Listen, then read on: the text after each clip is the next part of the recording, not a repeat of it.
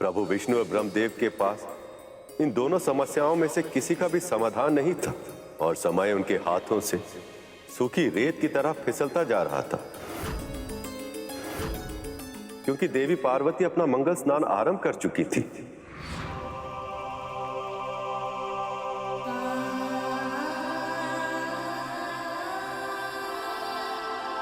भक्त की पुकार सुनते ही दौड़े चले गए महादेव। मैं मानती हूँ कि तपस्या का मान करना महत्वपूर्ण होता है, परंतु एक पत्नी की प्रेम का सम्मान करना भी तो आवश्यक है। उन्हें आभास था कि मैं आने वाली हूँ, फिर भी एक क्षण नहीं रुक पाए वो, और ना ही किसी ने उन्हें रोका। इस पूरे कैलाश पर ऐसा कोई नहीं है जिसे मेरी भावनाओं की चिंता हो, जिसके लिए मेरी इच्छाओं का मान रखना महत्वपूर्ण हो।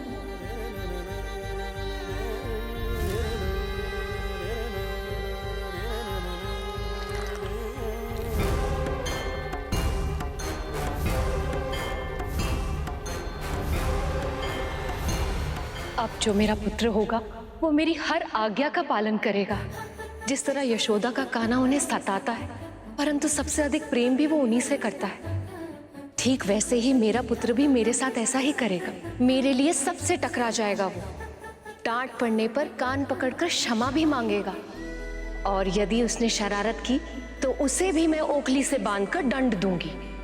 नहीं नहीं, मैं ये नहीं कर सकती, मैं उसे इतना बड़ा दंड नहीं दे सकती। कान्हा माखन चुराता है तो यशोदा उसे डांट देती है, परंतु मैं अपने पुत्र को एक से एक उत्तम व्यंजन बनाकर खिलाऊंगी, और तब तक खिलाऊंगी जब तक उसके पेट के साथ साथ उसका मन नहीं भर जाता। अपने पुत्र के मन, मस्तिष्क, यहाँ तक के प्राण वायु को भी मैं स्नेह से भर दूंगी। और ऐसे ममता भरी भावना से मां पार्वती ने गढ़ी थी एक अप्रतिम रचना।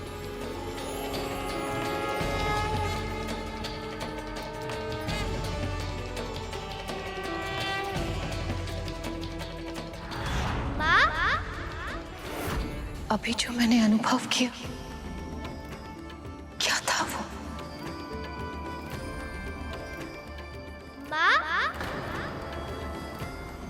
माँ?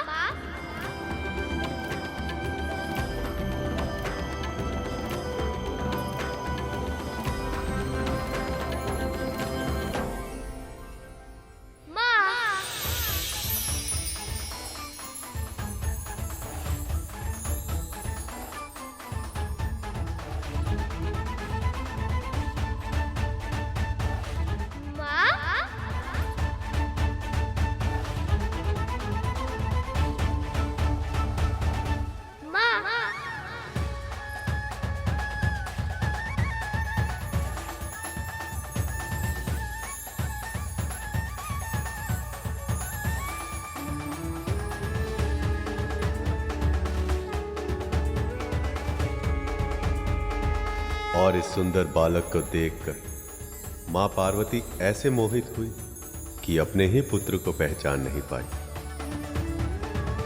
बालक? ओहो, तू कौन है? यहाँ आजा।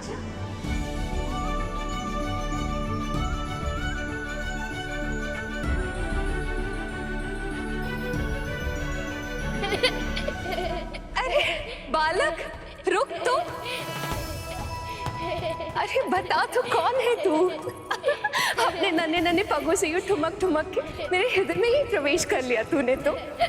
रुक रुक जा।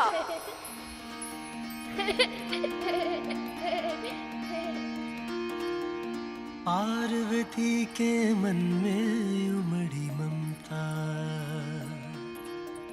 माँ की गोद में आए विघन हरता। पार्वती के मन में उमड़ी ममता, माँ की गोद में आए विघन हरता। अद्भुत बालक पर माँ प्रेम लुटाती, प्रथम देवता जग में उसे बनाती। हाँ, प्रथम क्या हुआ माँ?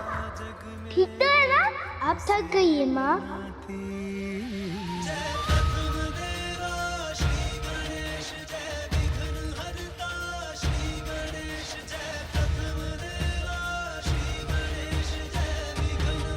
ये लीजिए, जल पीजिए माँ।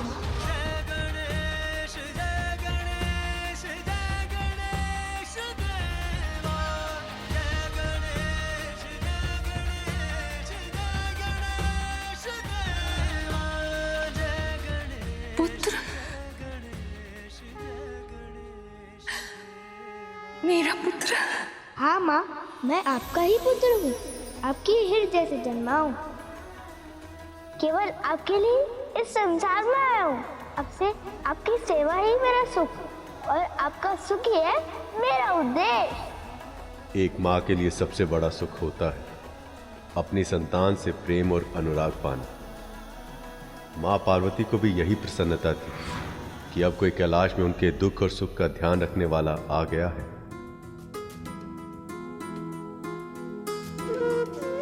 माँ और पुत्र का मिलन तो सदैव ही सुखद होता है, तो फिर आप सभी माँओं की आंखों में आंसुओं का आभास क्यों हो रहा है मुझे?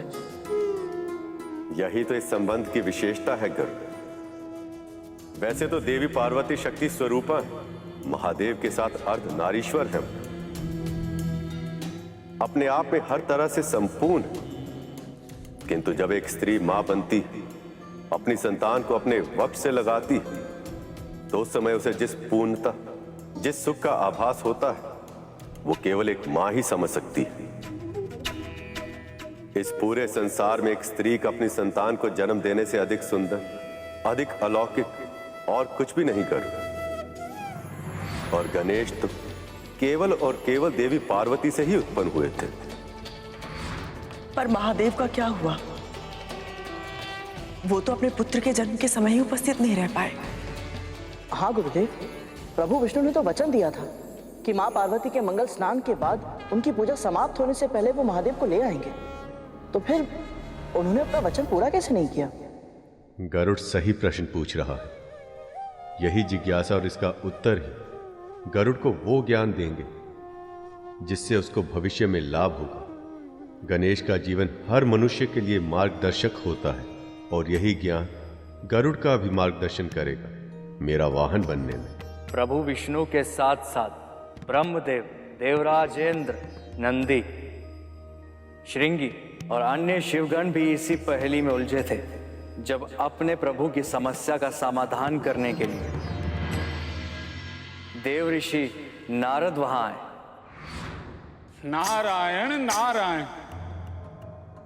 महादेव को अपने उदर में बसाकर गजासुर स्वयं को अमर समझने लगा है प्रभु, और उसने घोषणा की है कि अब वो तीनों लोकों का स्वामी है। आज अपना राज्याभिषेक कर रहा है वो, जिसमें उसने स्वर्ग की अप्सराओं और गंधर्वों को गायन के लिए आमंत्रित किया है। यदि देवराज ने इस आमंत्रण को अस्वीकार कर दिया तो इसे वो अपनी सत्ता की चुनौती समझेगा और कल ही स्वर्ग पर आक्रमण कर देगा। नारायण नारायण। प्रभु, यदि ऐसा हो गया तो स्वर्ग को बचाना असंभव होगा, क्योंकि जब तक उसके उदर में महादेव विद्यमान है उसे हराना संभव ही नहीं है। प्रभु, अब हम क्या करें प्रभु? जिसे आप समस्या समझ रहे हैं देवराज, वही तो अवसर है। यदि गजासुर चाहता है कि कला का प्रदर्शन हो तो अब ऐसा ही होगा।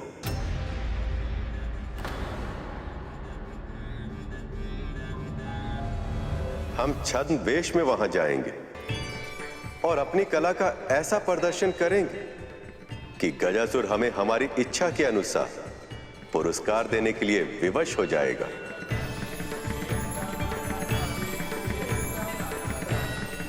आपकी योजना अद्भुत है, अद्भुत है प्रभु, अद्भुत।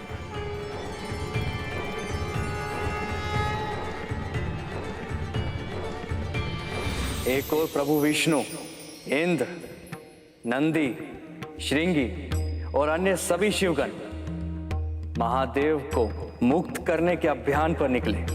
वहीं दूसरी ओर वैकुंठ में देवी लक्ष्मी, और देव ऋषि नारद को मां पार्वती की हंसी का स्वर सुनाई दिया। जब उन्होंने कैलाश की ओर देखा तो चकित रह गए। पुत्र रुक जा। माँ,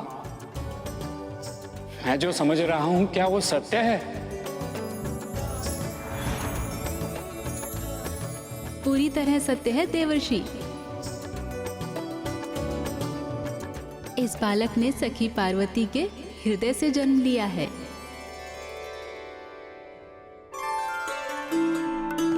और उनकी इच्छा अनुसार ये भी प्रभु नारायण के श्री कृष्ण अवतार की तरह नटखट और मनमोहक है। सत्य सखी, फिर तो इस बालक को मैं निकट से देखूंगी।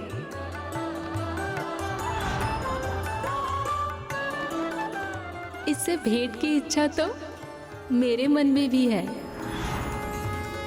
नारायण नारायण। माओ को अपने आकर्षण में बांध लेना और स्वयं ममता की डोरी में बंध जाना, ये तो कोई आपसे सीखे प्रभु। बस कर पुत्र, बस रुक जा, आगे आ। बहुत थक गया होगा ना, चल तेरा हाथ मुंह धुला के तुझे भोजन करा देती हूँ। बहुत भूख लगी होगी ना? पुत्र को भूख लगी है, क्यों उससे पहले माँ को कैसे पता चल जाता है?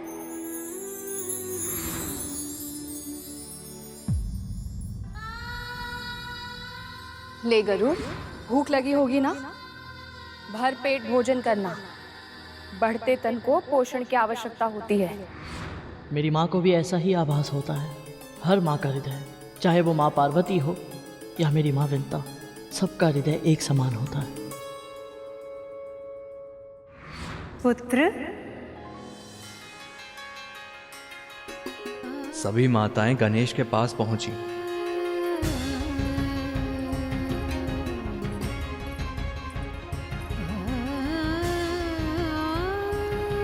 माँ का हृदय पुत्र के उदर से जुड़ा होता है। जब पुत्र को भूख लगती है ना, माँ का हृदय अशांत हो जाता है। फिर माँ को ज्ञात हो जाता है कि पुत्र को भूख लगी है। समझे? बात तो आपने अच्छी कही, पर अब है कौन? अरे पुत्र, ये आपकी प्रिय मामी जी हैं, देवी लक्ष्मी। प्रणाम करो। प्रणाम मामी जी। सदा समृद्ध रहो।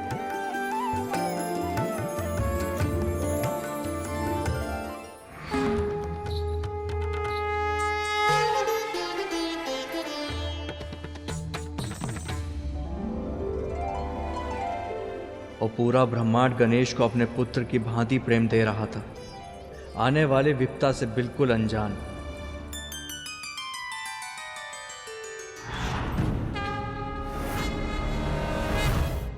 आप सब कौन है? हम तुम्हारी माएं। आओ पुत्र, निकट आओ। आओ पुत्र, हमारे पास आओ।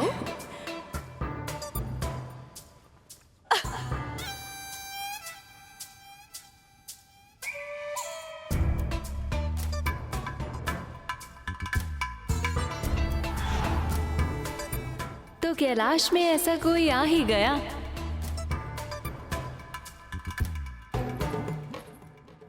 जो महादेव का नहीं, देवी पार्वती का भक्त है। बधाई हो देवी, आपकी तपस्या का फल आपको मिल ही गया। आपने जैसी कल्पना की थी, बिल्कुल वैसा ही पुत्र मिला है आपको। पुत्र, आगे आओ। सच, ये तो मेरी कल्पना से भी अधिक मनमोहक है।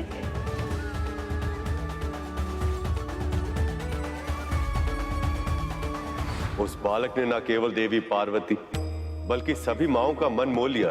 उधर प्रभु विष्णु कथावाचक का छद्म वेश धारण करके देवराज इंद्र, नंदी, श्रृंगी और अन्य शिव गणों के साथ गजासुर की राजसभा के निकट जा पहुंचे, माता पार्वती से किया वचन निभाने और महादेव को गजासुर के उदर से निकालने। वो देख रहे हैं आप सब, वही है गजासुर का स्वर्ण महल।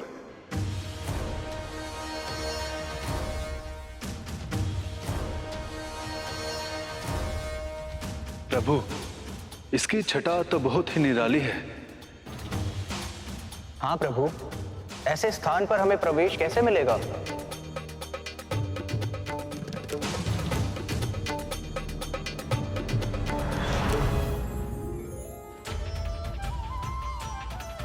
विलक्षण प्रभु, विलक्षण।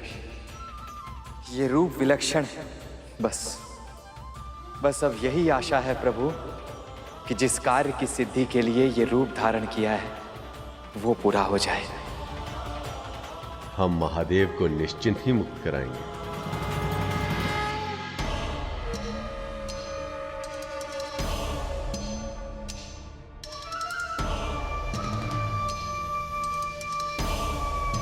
गजमुखासुर प्रश्न पूछे तो मौन रहना बुद्धिमानी नहीं होती। कौन हो तुम सब और यहां क्यों आए हो?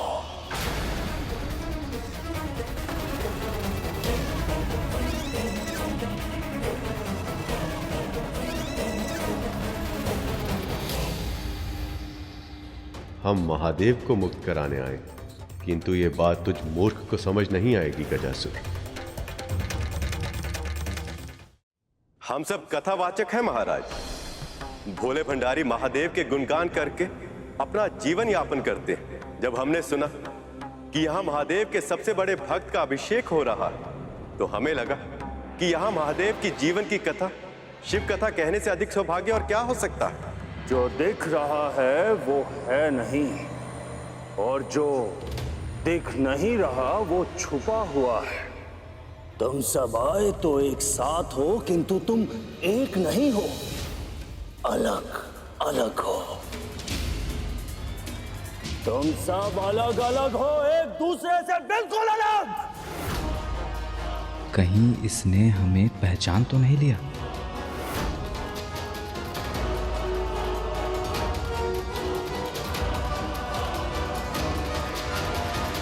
आप सही कह रहे हैं महाराज, हम सब अलग अलग ही हैं।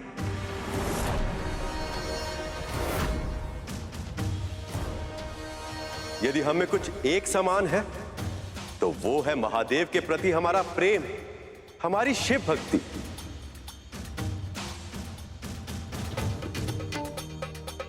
अब आप ही बताइए, इससे अधिक महत्वपूर्ण और क्या हो सकता है? तुम सब सत्य कहा तुमने, परंतु अब कहते ही रहोगे या कुछ सुनाओगे भी? शिव कथा सुनने के लिए अत्यधिक आतुर हूं मैं। राक्षस होकर भी इसकी भक्ति भावना कितनी शुद्ध है।